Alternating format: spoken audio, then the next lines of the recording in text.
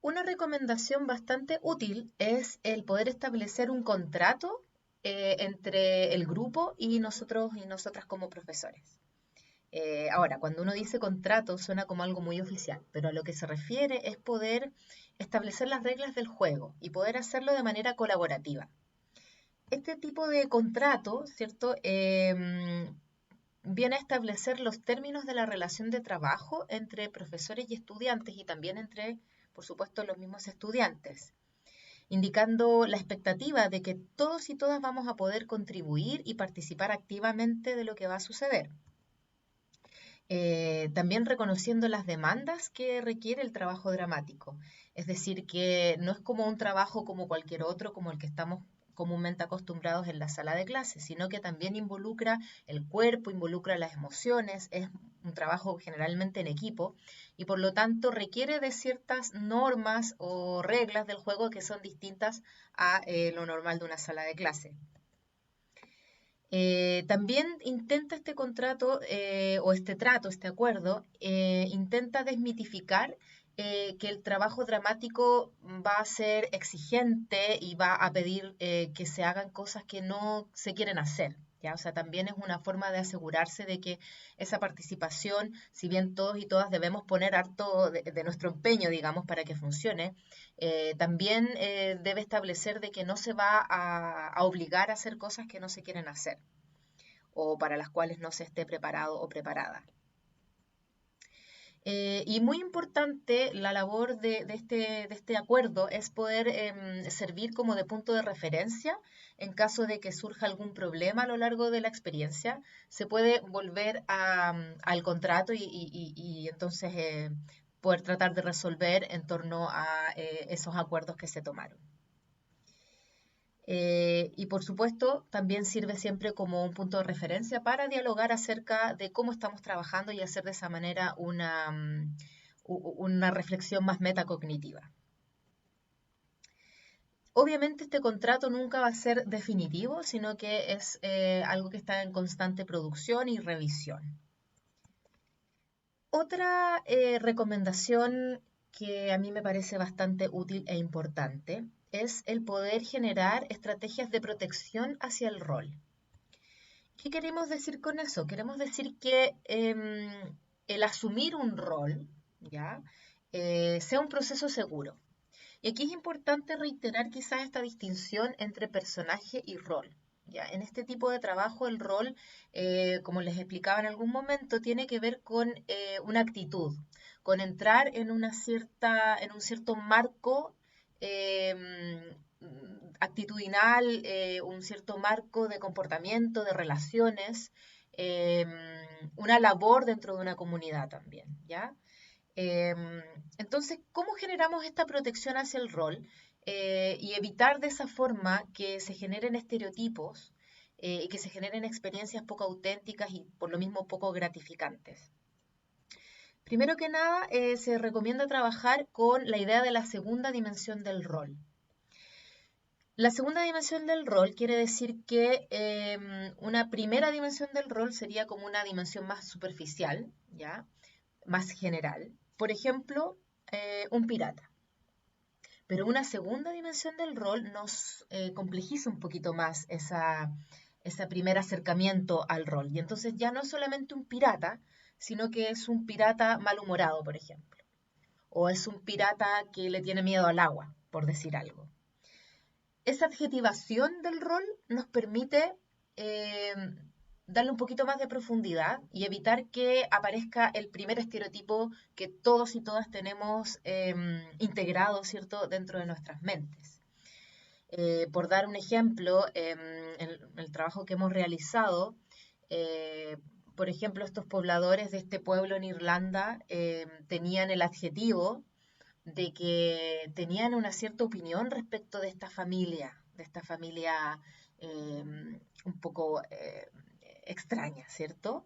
Ya eso quizás nos hace pensar, bueno, son personas que eh, viven en un pueblo chiquitito, que quizás tienen harto contacto entre ellos, entre ellas, entonces esta familia tiende como a ser un punto de contraste, ¿cierto?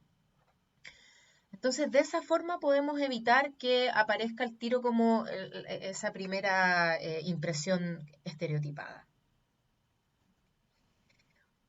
Otra consideración para generar esta protección hacia el rol es trabajar constantemente con la idea de la autoexpectación. Es decir, evitar de esa forma que entremos demasiado profundamente, demasiado desmedidamente en esa ficción y en ese rol. Y para eso, la quizás mayor recomendación es intercalando momentos fuera de rol, en donde podamos reflexionar de manera más explícita acerca de lo que va sucediendo. ¿Ya? A veces se puede pensar que es un poco contraproducente esto de entrar y salir de rol constantemente, pero nuevamente creo que es importante señalar esta distinción entre rol y personaje. O sea, aquí en general no se está trabajando con la creación de un personaje propiamente tal, en donde sí quizás sería ideal como poder profundizar y poder mantener ese compromiso emocional, ¿ya? En un trabajo más teatral. Al ser este un trabajo más dramático, ¿cierto? En general, y al trabajar en rol versus personaje, lo que se busca es entrar en esa actitud, pero también tener la habilidad de poder salir de esa actitud y poder volver a nosotros mismos. Y en ese acto de entrar y salir, podemos también proteger de que nuestros participantes no entren demasiado desmedidamente en ese rol. Muy ligado a esto se encuentra la idea de protección hacia la emoción. Y muy relevante también hacer la diferencia, que no se trata de proteger de la emoción, o sea, no queremos que no sientan emoción, por supuesto, sino que queremos que haya un camino lo más seguro posible para llegar a esa emoción, ¿ya? Todas las experiencias dramáticas conllevan un compromiso emocional. La diferencia es que hay algunas emociones que son de primer orden y otras que son de segundo orden. Las emociones de primer orden pueden ser caracterizadas como emociones en bruto, ¿ya? Emociones que tenemos en la vida siempre, constantemente, ¿cierto? Somos personas que estamos siempre atravesados por emociones, ¿ya?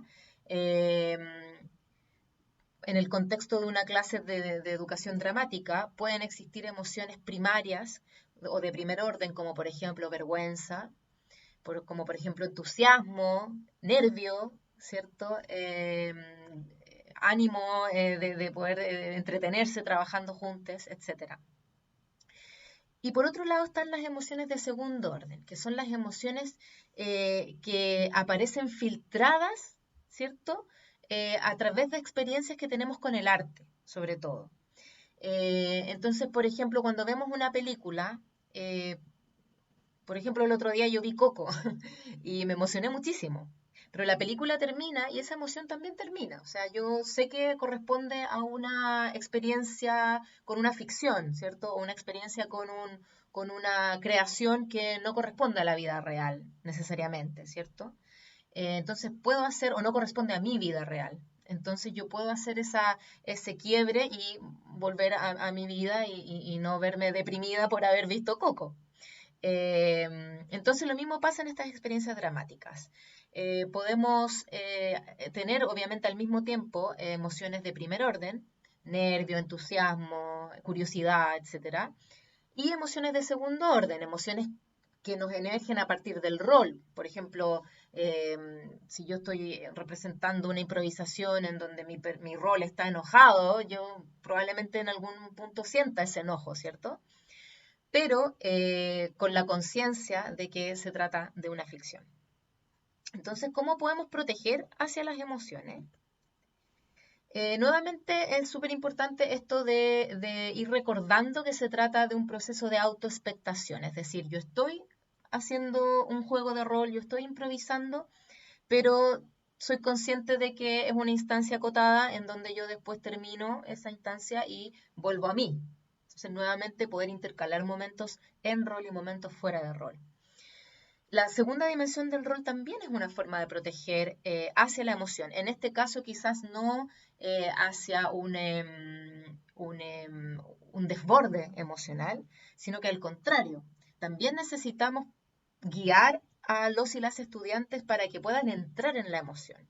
Y obviamente una caracterización o una entrada en rol muy estereotipada va a ser difícil que logre esa realidad, esa autenticidad y por lo tanto que pueda emerger la emoción de segundo orden en ese caso, ¿cierto?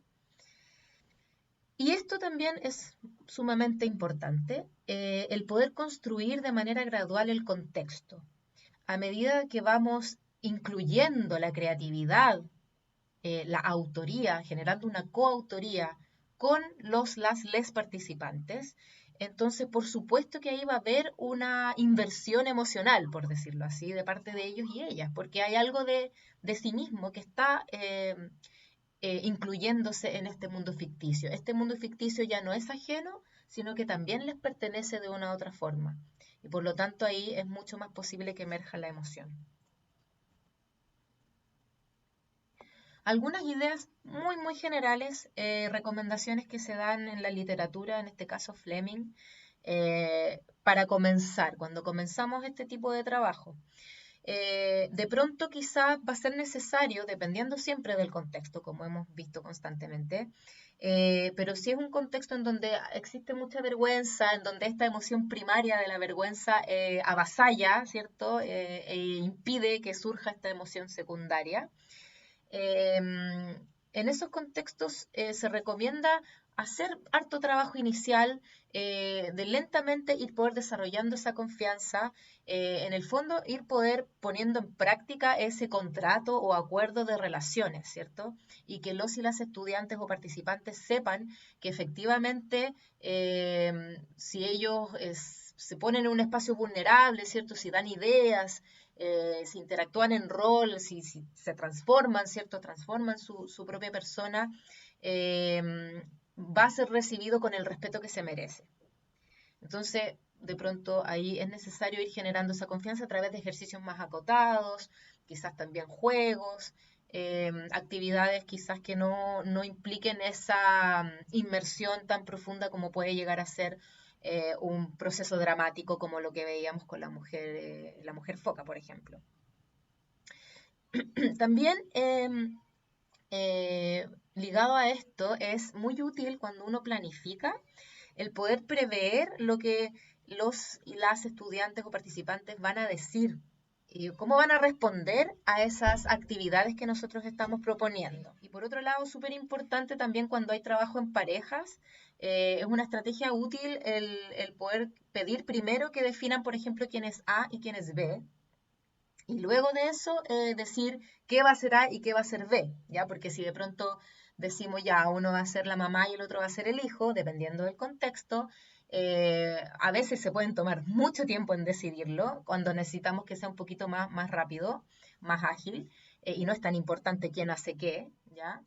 Y también es útil darle a nuestros participantes una intención o una motivación o también una acción específica o texto antes de comenzar una improvisación. Por supuesto, nuevamente depende del contexto. Hay grupos para quienes es muy natural improvisar y no tienen ningún problema, pero a veces necesitan como un empujoncito, una ayudita ahí como para poder comenzar y que no sea como una hoja en blanco totalmente. Eh, También es muy importante el poder escoger situaciones que sean abordadas a través de lo dramático, que tengan más tensión que conflicto totalmente desencadenado, ¿cierto? Lo que va a pasar antes de que pase aquello, esa es como la idea, o sea, ese equilibrio precario que nos permite quizás mucha más riqueza dramática.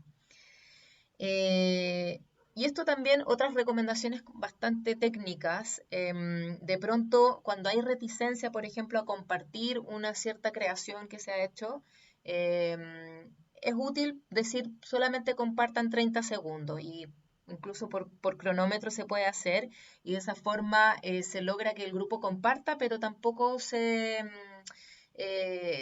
se acota un poquito más aquello y eso permite quizás superar algunas reticencias.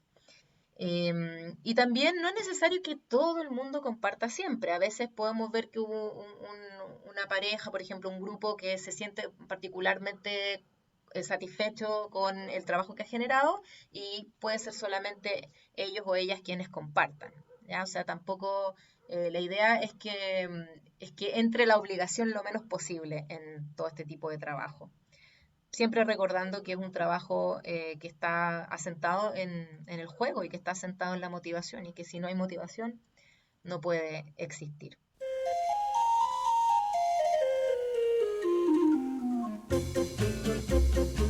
Para desarrollar compromiso emocional y reflexivo es mejor crear un viaje, una secuencia de actividades ligadas lógicamente, más que usar actividades aisladas e inconexas.